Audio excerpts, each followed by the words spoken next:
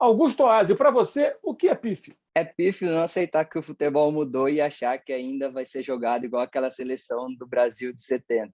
Então, tudo mudou, é válido buscar inspirações nessas seleções gigantes do passado, mas o futebol de hoje não é o mesmo futebol de antigamente. E acreditar que a gente vai jogar igual aquele futebol é pífio. O que para você não é nada patético? Não é patético aceitar que nem sempre tem um culpado pelas derrotas do seu time. Então a gente sempre tenta buscar por que o time perdeu aquele jogo, mas às vezes foi o azar e simplesmente não era para ganhar.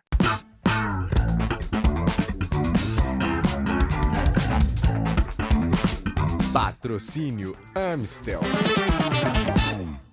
Esse é o Dividida no UOL Esporte e o entrevistado da vez é o Augusto Oasi. Ele é editor de dados da Opta Sports, Stats Perform na América do Sul. Para quem não conhece, a Opta é uma das maiores empresas do mundo em estatísticas esportivas, estatísticas de futebol. Ou seja, quando você fica sabendo que tal time teve X% de posse de bola, acertou tantos passes, fez tantos cruzamentos, tantos desarmes, tantas interceptações, etc., etc., tem alguém fazendo essa estatística. Não é o comentarista na televisão, na internet, no rádio, que está com um papelzinho anotando os passes certos e errados, não, porque é humanamente impossível um cara sozinho fazer isso, não consegue. É uma empresa, são empresas especializadas que fazem esse trabalho. A Opta é uma das maiores e atua também fazendo esse acompanhamento em jogos aqui do Brasil, aqui da América do Sul. E Augusto vai falar vai falar muito para a gente sobre como esse trabalho é feito, de que maneira as estatísticas atuam dentro do futebol na atualidade. Augusto, obrigado por conversar conosco. Eu queria começar perguntando a você, em cima do que você falou na sua resposta sobre o que é pífio, né? O que mudou no futebol com relação às estatísticas, né? Qual a participação que elas têm nesse contexto de uma modalidade esportiva que passou por tantas transformações nas últimas décadas? Como você já falou, as regras mudaram, a preparação física, tudo é muito diferente, de fato. O material é diferente, o tamanho do campo mudou.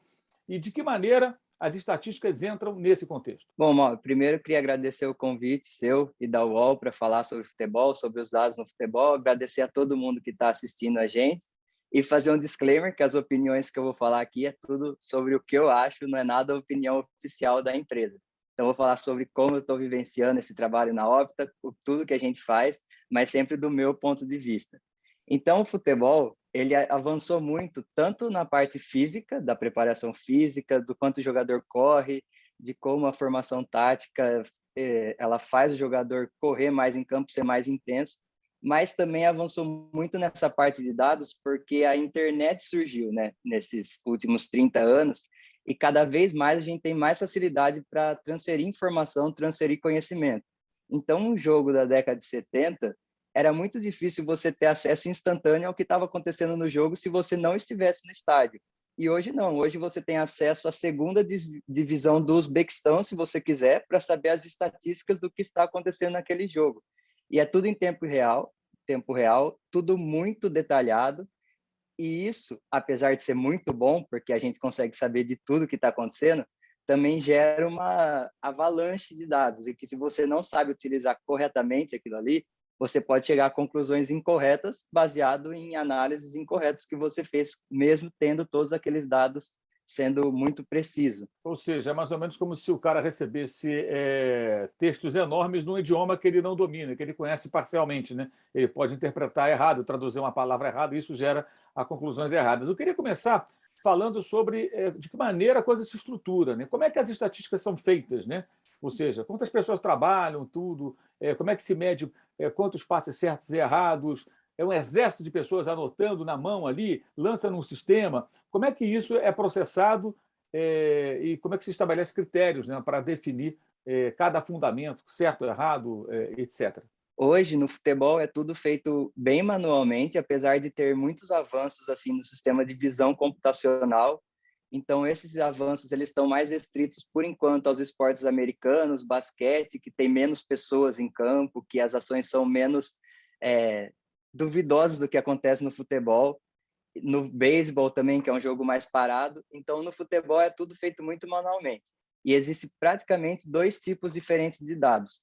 Um é o dado que as casas de apostas usam para fazer as apostas em tempo real, que tem que ser um dado muito rápido, porque a casa de aposta precisa saber antes do apostador que aconteceu alguma coisa no jogo.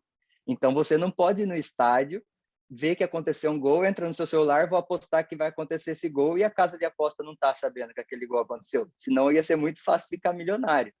Então, esse dado da casa de aposta, ele é coletado diretamente no campo por analistas que ficam nas arquibancadas ou em alguns lugares que os times proporcionam para esses analistas, para que eles mandem instantaneamente os dados de gol, escanteio. Aí são estatísticas mais básicas, né? Essas estatísticas comuns que a gente vê como postar, e isso é feito instantaneamente por meio de celular por pessoas que estão no campo. E aí tem esse outro tipo de dado mais detalhado, que são os dados que a gente acaba utilizando nas transmissões e que os times utilizam nos departamentos profissionais, que são o número de passes, número de desarmes, rebatidas, se a finalização é certa ou errada, se é na trave, com o pé esquerdo, com o pé direito. Isso é feito através de vídeo. Então, cada jogo tem 3 analistas assistindo a transmissão daquele jogo. Um analista ele fica com o time da casa, um analista ele fica responsável pelas ações do time visitante e ele fica supervisionando esses outros 2 analistas para caso tenha algum lance mais polêmico, duvidoso, que não consegue ali pela transmissão na hora você saber o que aconteceu, ele fica de backup ali para buscar essa informação. Então, é tipo um jogo de videogame, só que ao invés de você comandar o jogador, você tem que no computador repetir o que está acontecendo em campo. Então, por exemplo, o teclado ele tem vários atalhos para você registrar uma finalização, registrar um desarme, qual foi o jogador que fez aquela finalização, aquele desarme. Então, é tudo muito detalhado, mas é tudo muito ainda manual em relação a coletar essas informações.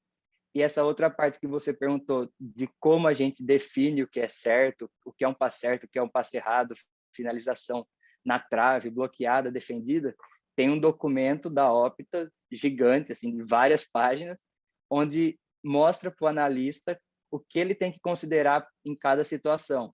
Então, é claro que ainda tem um pouco de subjetividade daquela pessoa que está assistindo o lance de falar esse é uma grande chance perdida ou esse é uma defesa do goleiro. Mas isso ele é padronizado através de diversos treinamentos. Tipo, um analista, para começar a analisar um jogo, ele fica fazendo muito jogo sem valer. Ele fica repetindo o que as outras pessoas estão fazendo, para ver se o tomada de decisão dele está de acordo com os padrões da empresa. Certo, então passa por um treinamento que simula a atuação real dele para ver se há sintonia entre o entendimento dele e aquilo que a empresa determinou como padrão para não ficar uma bagunça, né? Especialmente situações mais subjetivas, né? Como grandes chances criadas, por exemplo, né? Porque você pode entender, de repente, que aquela chance foi clara e outra pessoa pode achar que não. Então, esse padrão é fundamental. O que evoluiu mais, o quanto evoluíram as estatísticas no futebol nos últimos anos ou décadas? A gente pode traçar um paralelo, por exemplo, algo que hoje você consegue medir e consegue fornecer para os clientes da Opta e que antes não era possível. Algum fundamento, alguma situação de jogo? Eu acho que o que hoje tem muito mais avançado é a parte de métricas que dependem de uma análise assim de um modelo computacional. Então, tudo que a gente consegue medir hoje, com uma transmissão de televisão da década de 70, 80, você também vai conseguir medir, porque não tem muita coisa diferente assim no futebol, né? Um passe certo hoje é um passe certo na década de 70. O impedimento hoje é um impedimento 20 anos atrás. Mas é claro que com mais câmeras, mais detalhamento, a imagem de mais qualidade, fica muito mais fácil de você não perder um lance. Então, se a imagem da década de 70 era preto e branco e você não tinha o replay ali na hora, você não tinha diversas câmeras, hoje você tem. Então, hoje você consegue definir muito mais fácil se um gol foi contra, se um gol foi do jogador que finalizou mesmo, porque você pode ficar revendo aquele lance várias vezes. Então, é isso que eu acredito que evoluiu bastante, essa disponibilidade da imagem. Não que hoje a gente consegue ver uma coisa que a gente não via antes, mas porque hoje a gente tem muito mais imagens disponíveis para analisar o jogo. Você falou sobre a diferença do futebol, muito en passant, né, em relação a outros esportes, né? Existe um filme muito conhecido chamado Moneyball, que é inspirado numa situação real, filme estrelado pelo Brad Pitt, no qual ele interpreta o papel de um dirigente que, a partir de digamos assim, de um nerd que ele conheceu, né, no time de Oakland, né, ele leva esse rapaz para trabalhar com ele, e o rapaz tinha ali no seu computador, no seu notebook, um banco de dados absurdo, com uma quantidade incomensurável de estatísticas dos jogadores de beisebol, né? E ele é o cara que passa a utilizar no beisebol, que é um jogo que me parece de muito mais repetição, né? Ele usa aqueles dados para mapear jogadores que são interessantes, que de repente a olho nu você não percebe, jogadores que de repente se encaixam no perfil de uma equipe que ele pretende montar, e a partir daí ele consegue sucesso. Hoje o beisebol é um dos esportes, me parece, que mais utiliza as estatísticas. Os esportes americanos têm realmente essa característica. Então aquele foi, me parece, um ponto ali de virada para essa modalidade, né? Por isso o cinema retratou até, para quem não viu o filme, já é um filme já de alguns anos, mas é bem interessante.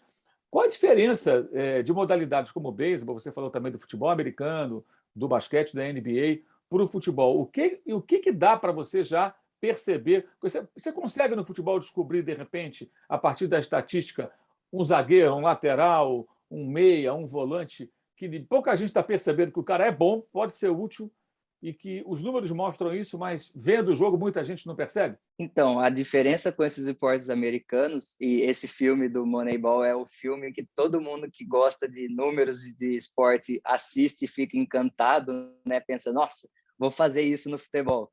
Mas é muito diferente porque no beisebol você tem muita repetição no mesmo jogo, você tem muitos eventos acontecendo e o evento principal, né, que é rebater a bolinha. Então, tem vários arremessos e várias rebatidas no mesmo jogo. No futebol, tem jogo que não tem gol, tem jogo que tem um gol, tem jogo que tem, como a primeira semifinal da Libertadores de Atlético Mineiro e Palmeiras, menos de 10 finalizações, uma finalização certa. Então, como que você analisa tão poucos dados, tão poucos eventos e quer tomar uma decisão baseada naquilo?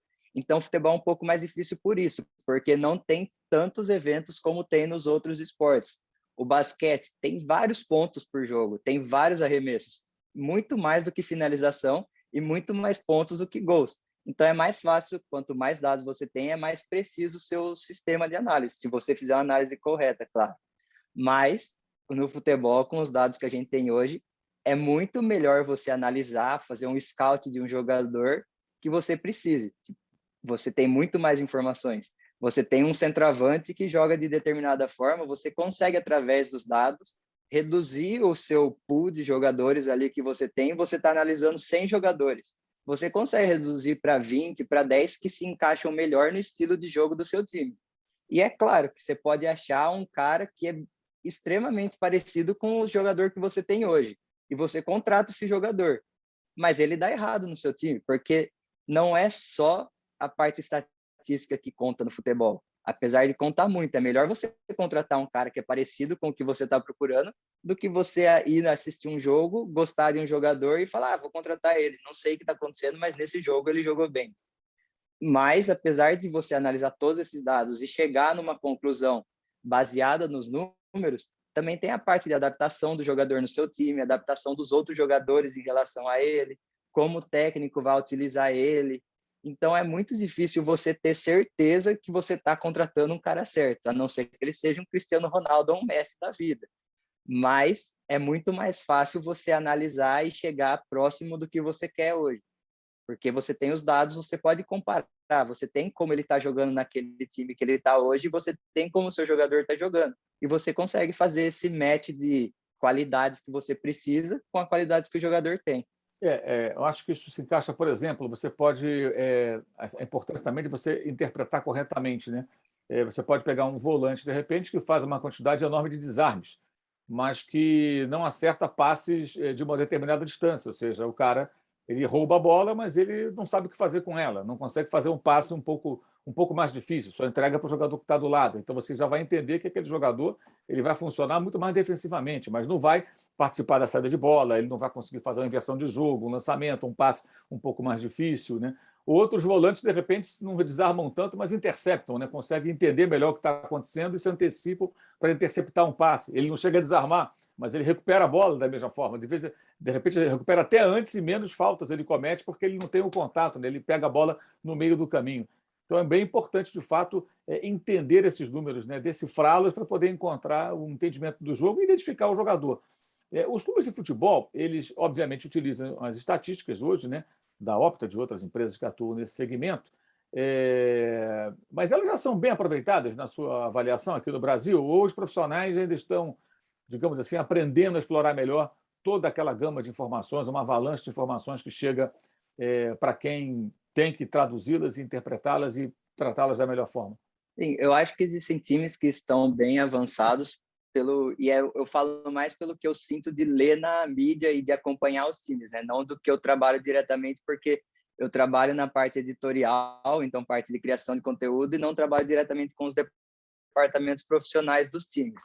Mas eu vejo que, claro, hoje é muito melhor do que era alguns anos atrás. E daqui a alguns anos vai ser muito melhor do que era hoje. E isso é importante na parte de estatística, você ter tempo e você ter experiência para trabalhar com isso. Então, não vai ser do nada que um time não sabe mexer com os números e agora, daqui 6 meses, nossa, esse time está fazendo só contratações precisas porque ele começou a utilizar os números. Você precisa ter um know-how, ter uma experiência, trabalhar, errar muito para começar a acertar. E os times europeus começaram a errar antes dos times brasileiros, porque lá tem uma cultura muito mais forte de scout, de análise de dados. Mas os times brasileiros já começaram a errar também faz muito tempo, e já tiveram alguns acertos. Então a gente vê que está melhorando o uso de futebol, e tanto na parte profissional, como também alguns times já usam esses dados para gerar conteúdo para os torcedores. Então, fazem vídeos nas TVs dos clubes mostrando análise tática, algumas estatísticas, porque o torcedor também está começando a gostar mais disso. Você se lembra de alguma passagem aqui ou no exterior na qual um time, um técnico, um jogador, enfim, alguém conseguiu utilizar bem as estatísticas para fazer um gol, vencer um jogo, anular um ponto forte do adversário? Você se lembra de alguma passagem assim mais Eu acho marcante? Eu acho que agora, recentemente, se a gente pegar a semifinal da Libertadores e Palmeiras e Atlético, a gente vê que o Abel e a comissão técnica do Palmeiras souberam muito bem neutralizar os pontos fortes do Atlético. Porque o Atlético era um time que finalizava muito, atacava muito e tinha um jogo muito forte com o Hulk e com os atacantes.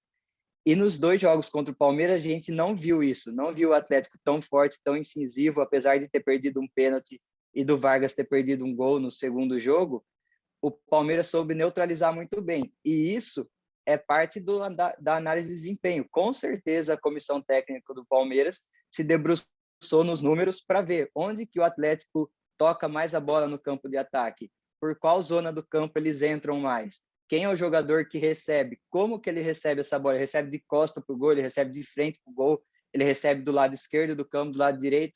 Então, isso é um exemplo agora, recentemente, que aconteceu e que eu tenho certeza que foi baseado em análise de desempenho com os dados que eles têm. Esse jogo tem outra peculiaridade, né, de nenhuma finalização certa, né? Mas a única finalização certa, na verdade, foi quase uma bola recuada, né? De que maneira você acha que a estatística pode evoluir para diferenciar a qualidade das finalizações? Porque tem muito isso, né? Às vezes você pega lá e fala, um time finalizou certo uma vez, mas de repente o cara chutou, sei lá, 5 bolas na trave, que é errada, né? Entra como finalização errada. 2 passaram assim, rente à trave, com o goleiro completamente batido, ou seja, você pode não finalizar no alvo, mas ter claríssimas chances de gol. O que será que é mais. Qual é o nosso caminho com a estatística no futebol? Entender daqui a algum tempo, de repente, que situações de gol passa a ser claras situações, né? Uma informação mais importante do que o número de arremates, de finalizações. De que maneira você acha que pode evoluir a estatística no futebol para que a gente tenha, lendo os números, o melhor entendimento do que aconteceu? Digo isso porque esse jogo é muito interessante, concordo plenamente com você com relação ao bom uso da estatística pelo Abel, sua comissão técnica, sua equipe de análise de desempenho para cancelar, anular pontos fortes ofensivos do Atlético, mas também tem esse jogo que tem isso, ninguém finalizou no alvo, apareceu uma finalização do Palmeiras. Mas foi uma bola que o goleiro Everson ele não precisou nem fazer esforço para defender, foi quase uma bola recuada. Ou seja, o jogo não teve, na prática, nenhuma finalização perigosa, exceto talvez o pênalti batido na trave. Qual a direção? Como é que a gente caminha? Como é que vocês veem isso? Então, você vê as estatísticas desse jogo e você vê que o único time com finalização certa foi o Palmeiras. Mas você vê a finalização do Rony, o Everson defendeu com o pé a finalização, Sim. Ele dominou a bola, foi um passe para o Everson. E a finalização errada do Atlético Mineiro foi um pênalti na trave, muito mais perigoso do que a finalização certa do Palmeiras.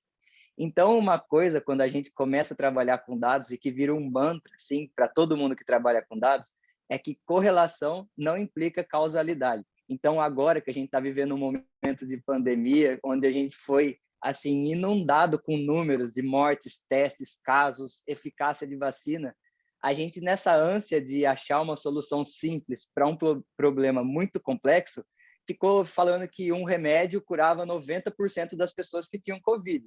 Mas, se você usar uma camiseta branca, 90% das pessoas que têm Covid vão ser curadas também. Se você beber água, 90% das pessoas que têm Covid vão ser curadas, porque a taxa base de cura dessa doença é 90%. Então, apesar de ter uma correlação muito forte entre uma coisa e outra, não é que aquilo é a causa da cura. Ele acontece, é natural. Você tem que fazer um método científico, tem que fazer amostra randomizada, teste cego, comparar os valores de eficácia de um tratamento com outro, e trazendo isso para o futebol, também é muito difícil no futebol você ter algo que tem correlação, mas que também tem causa com o resultado do jogo. E aí um número muito famoso é posse de bola, né? Posse de bola é sempre falado, não adianta ter só posse de bola, porque o time que tem posse de bola perde, o time que tem posse de bola ganha. Não é, o time que tem posse de bola pode ganhar ou pode perder.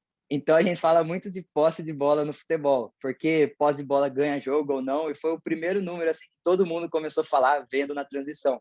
Mas numa rodada em que o Flamengo ganhou de 3-0 do Atlético Paranaense com 72% de posse de bola, o Palmeiras empatou em casa com o Juventude com 72% de posse de bola. E o Grêmio perdeu em casa do Sport com 65% de posse de bola. Então a posse de bola ganha jogo ou não. Se você olhar no Brasileirão 2021, 67 vezes o time que teve mais posse de bola perdeu o jogo, venceu o jogo. E aí 81 vezes ele perdeu o jogo. E aí você pensa, não, posse de bola então não explica nada. Vamos falar de finalizações. É melhor ter mais finalizações. No Brasileirão 2021, foram 73 vitórias dos times que tiveram mais finalizações do que o seu adversário no jogo. E 65 derrotas. Então, é muito perto ali. Não é que a finalização explica se você vai ganhar o jogo ou não. E tem um jogo que é assim, é o exemplo melhor que existe de como as estatísticas podem, você olhando as estatísticas, você pode pensar que aquele jogo teve um resultado quando ele teve um completamente diferente, que é o Celtic contra o Barcelona na Champions League de 2012-2013. O Barcelona teve 90% de posse de bola.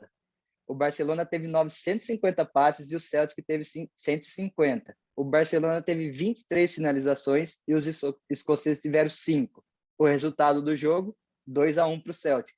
Então, como que você vê esses números e fala, esse número aqui define o que vai ser o jogo de futebol? Não tem como fazer isso. Você tem que analisar o cenário maior. E, através disso, a Opta desenvolveu essas métricas mais avançadas, como gols esperados, o valor do gol esperado das finalizações certas, o valor da posse de bola, expectativa de precisão do passe, que falando esses nomes, assim, é muito complexo de você falar, mas isso é coisa que está inventando para tentar deixar o futebol mais complicado do que ele é.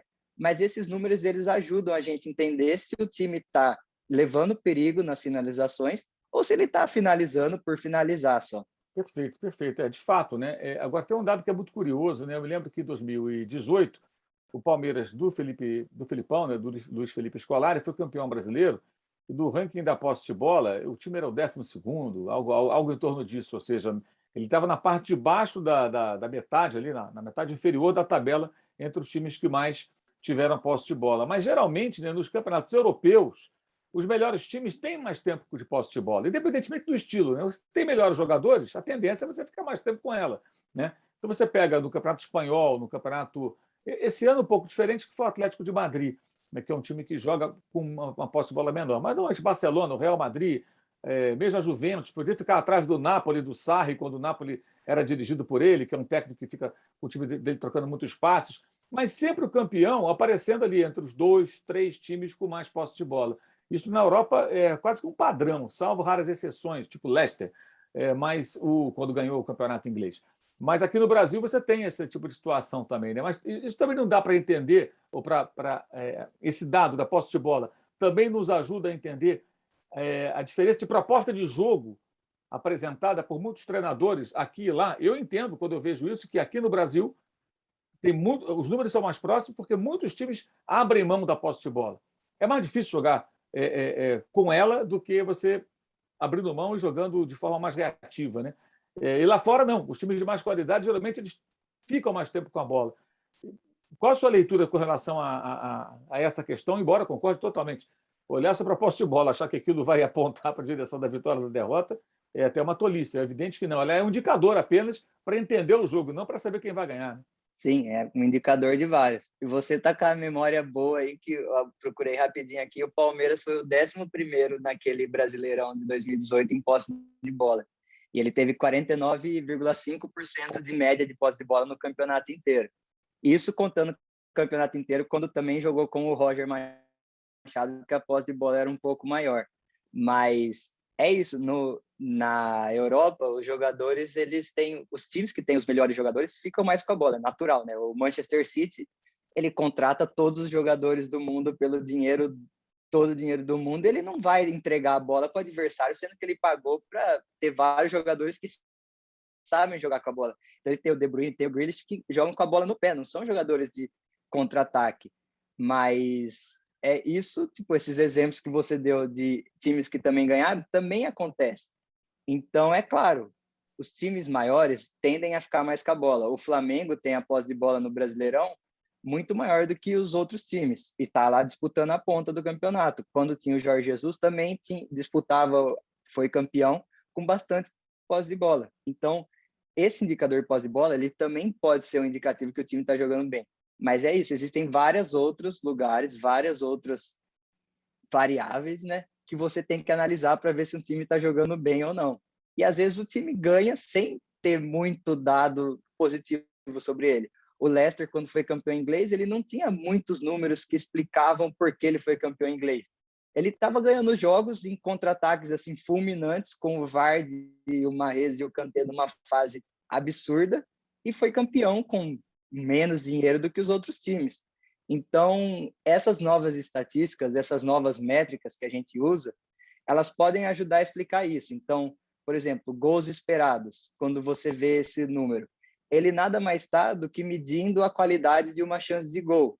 Então, ao invés de você falar que o time teve 20 finalizações no jogo, você pode falar que ele teve 20 finalizações no jogo, mas com um índice de gols esperados de 2 gols, por exemplo. Então, ele era esperado que, com a qualidade de finalizações que ele teve, ele fosse fazer 2 gols. Não é que é certeza que ele vai fazer 2 gols. Nunca é certeza quando você está analisando um jogo. Mas, analisando todas as finalizações que a Opta tem na base de dados dela, de todos os campeonatos, com pé esquerdo, pé direito de fora da área, com jogador na frente, sem jogador na frente, com goleiro no meio do gol, com goleiro no canto. Então, várias variáveis que estão ali naquele sistema de gols esperados, naquele modelo de gols esperados, para definir se uma chance tem uma probabilidade alta de virar gol ou se ela não tem uma probabilidade alta de virar gol. Aquele gol do Kompany pelo Manchester City contra o próprio Leicester, que ele chuta de fora da área, a probabilidade de gol, ou gol esperado, né, daquela chance era ínfima, era 0,0 não sei quanto, tipo, mas ele fez o gol e o time foi campeão por causa daquele gol também. Então, o gol esperado ele ajuda a gente a entender, mas é sempre num cenário maior. Você sempre tem que analisar um cenário muito maior para os dados poderem te ajudar. Quando você está analisando um jogo individual, é muito difícil você conseguir explicar idealmente o que está acontecendo naquele jogo e por que tal time está ganhando e tal time não está ganhando. Tipo, é sempre o cenário maior. Sempre no campeonato você consegue identificar padrões de por que esse time está ganhando e está na frente e por que esse time está sendo rebaixado. Mas num jogo específico, geralmente a sorte também conta muito, apesar de tudo, né? Além da posse de bola sobre a qual já falamos, quais os outros fundamentos nos quais se observa mais diferenças entre o futebol praticado no Brasil e na chamada elite do futebol mundial, ou seja, nas maiores ligas europeias? Um ponto que é bem diferente é o tempo de bola em jogo, né? O tempo da bola correndo. Então, no Brasil, o jogo para muito mais. A gente... Agora eu estou sem os dados, depois eu posso mandar para você, para postar junto em algum... escrever sobre isso, mas o tempo de bola em jogo no Brasil é menor do que o tempo em bola em jogo na Europa. E isso passa desde como a arbitragem leva o jogo no Brasil, até como os jogadores se comportam em campo, como os gandulas se comportam em campo. E num estudo, acho, da Copa do Mundo de 2018, mostrou que os times que estão em vantagem no placar, eles fazem mais cera. É estatisticamente comprovado que os times fazem cera. Então, a bola, quando sai de campo para um tiro de meta e o time está perdendo, ele devolve quase imediatamente para o jogo. Quando a bola sai de campo para um tiro de meta e o goleiro está ganhando, ele vai devagar, ele seca a mão, seca a luva, amarra a chuteira e devolve a bola. Então, isso tem números para comprovar que demora mais para voltar. E eu da posse de bola também. Quando o time está ganhando, quase todos os times, acho que no Brasil todos os times, eles ficam com menos posse de bola quando eles estão em vantagem no placar. Então, o time faz o gol, ele deixa o adversário ficar um pouco mais com a bola. E isso é natural, porque quando você está em vantagem no placar, você jogar em contra-ataque é muito mais perigoso também. Então, isso vai mudando de acordo com... Dentro do jogo, vai mudando. Augusto, você se lembra de alguma conclusão muito surpreendente, assombrosa, assim, que vocês chegaram analisando os números depois de um jogo, por exemplo, de um campeonato? Então, uma conclusão sobre um jogo é um time que teve mais posse de bola do que seu adversário, ele teve 54% e o adversário 46%. Ele teve mais finalizações, ele teve 13 finalizações, o adversário teve 12. E no final ele perdeu esse jogo de 7-1, que foi o Brasil na Copa do Mundo contra a Alemanha. Então você vê os dados desse jogo, você olha, foi um jogo parelho, não foi um jogo que um time dominou muito o outro. Você vê o jogo assistindo, foi um 7-1, foi um atropelamento que ninguém nunca vai esquecer na história do futebol. Então, quando você vê os dados puros assim de um jogo específico, ele pode te enganar bastante quando você vai ver quanto foi aquele jogo. Por isso que é muito bom você ter os dados e ter também a vivência do futebol, saber o que está acontecendo no jogo. Quando você analisa dados de maneira assim, um campeonato, um time ao decorrer dos anos, os dados eles falam bastante coisas. Mas quando você está analisando poucas coisas, poucos jogos, um jogo específico, você tem que assistir o jogo, você tem que saber o que está acontecendo no jogo para falar daquele jogo. Não vai ser olhando o número de finalizações que você vai falar, esse time jogou melhor do que o outro. Você tem que ter a vivência do futebol, tem que ter o conhecimento de qual foi a proposta de cada time para o jogo. Augusto Oasi, editor de dados da Opta Sports Status Performance na América do Sul. Qual a dividida que quem trabalha com estatísticas no futebol não pode perder? A dividida que quem trabalha com estatísticas do futebol não pode perder são essas novas métricas que as empresas estão lançando no mercado. Então, a Opta tem essas métricas de gols esperados, assistências esperadas, o valor da posse de bola, o perigo de gol daquela posse de bola, e a gente explica tudo isso no The Analyst, que é um blog que a gente criou para falar sobre futebol com foco em estatísticas. E também a gente fala muito sobre as estatísticas nos nossos perfis no Twitter, que é outra dividida que o torcedor de futebol não pode perder. Principalmente no Brasil, o Opta João, que fala do futebol brasileiro. Para finalizar, Augusto, você falou no começo sobre os sites de aposta que acompanham, utilizam os dados das empresas de estatísticas como a Opta, falou dos clubes que utilizam também. Hoje em dia tem jogadores, inclusive, que contratam uma espécie de aula particular, né, de pessoas que analisam o comportamento deles e os seus números para poder passar um feedback. Quer dizer, o próprio jogador procura essa atenção específica, né, que muitas vezes o próprio técnico não tem como mudar, ele tem que treinar um elenco inteiro, ele tem que treinar um time, ele não consegue, de repente, é como se fosse um professor particular, né? Eu estou com uma dificuldade em matemática, eu contrato um professor particular, porque o meu professor não pode ficar parando para falar só comigo toda a aula, no meio de tantos alunos. O técnico de futebol é a mesma coisa, ele pode corrigir um detalhe ou outro de um aluno, ou seja, de um jogador, mas parar para trabalhar o tempo todo, ele não vai conseguir, ele tem que pensar no global, no time inteiro. E tem jogadores já contratando empresas que fazem isso também. Fala para a gente, para finalizar, como é que funciona hoje, qual é o mercado das empresas como a Opta, né? Clubes, sites de apostas, empresas de comunicação, como é que isso funciona na prática, já que é um mercado crescente e me parece que a tendência é só crescer, porque os números não vão abandonar o esporte, evidentemente. Sim. O mercado de estatística do esporte ele é gigantesco, assim. Ele pode ser desde os sites de apostas, como a gente já mencionou, que foram assim os primeiros onde começou o pessoal a prestar mais atenção nas estatísticas, mas também pode ser utilizado em sites de tecnologia, aplicativos. Então você vê o SofaScore fazendo muito sucesso, o OneFootball, o WhoScored, são todos dados da Opta, todos os dados que a gente fornece para eles. Depois disso, você tem as transmissões de televisão, cada vez mais eles utilizam os dados, então você vê no intervalo dos jogos os mapas de calor, número de finalização, número de posse de bola, mas aprofundando cada vez mais, falando sobre 15 minutos do jogo, comparando com os 15 minutos finais ou o início do jogo com o final, porque geralmente é bastante diferente. Tem a parte do futebol profissional, que está usando muitos dados, e o ideal seria que um time de futebol profissional ele tivesse uma infinidade de pessoas trabalhando com dados para que uma pessoa fosse responsável por análise de mercado para comprar jogador, uma pessoa análise de mercado para vender jogador, uma pessoa pela análise do próprio time, uma pessoa pela análise do jogador individual, a análise do adversário. Então, tem muita coisa para fazer com os dados dentro de um time de futebol. Mas, às vezes, falta braço, e, às vezes, em muitos clubes, uma pessoa, duas pessoas são responsáveis por todas essas áreas e que necessitam de conhecimentos diferentes. Você vê uma empresa, um banco utilizando estatísticas para tomar decisões, ele tem várias pessoas especializadas em crédito, pessoas especializadas em análise de risco, e no futebol a gente precisa disso também.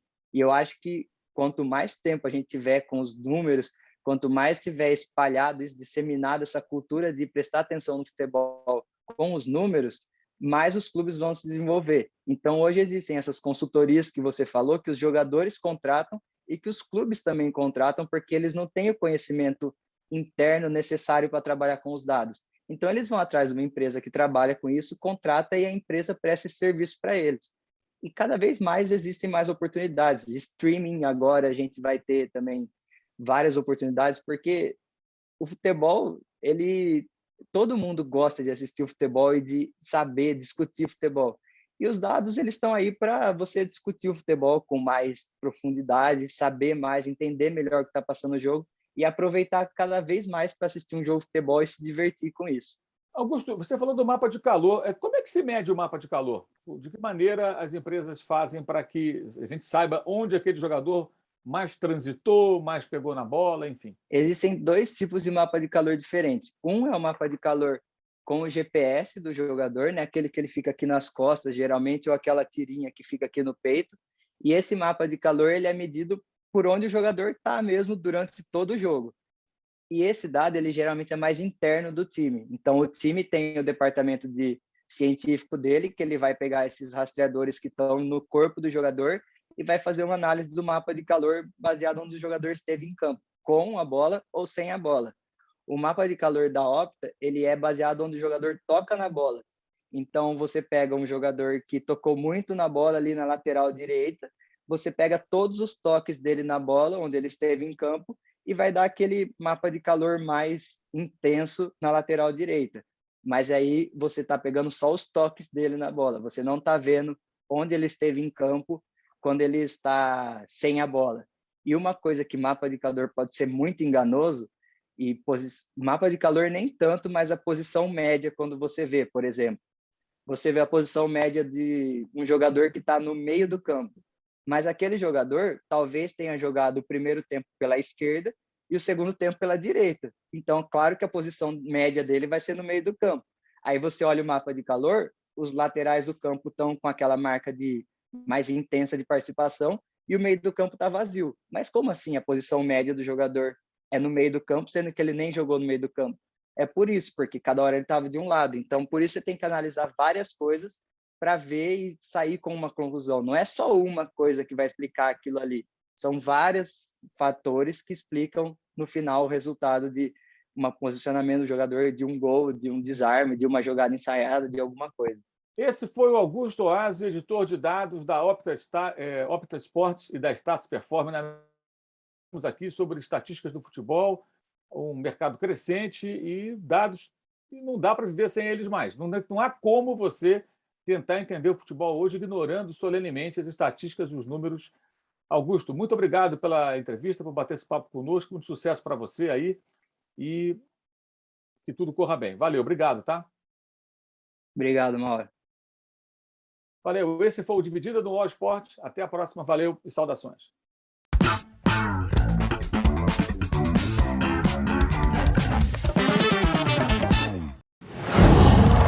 UOL.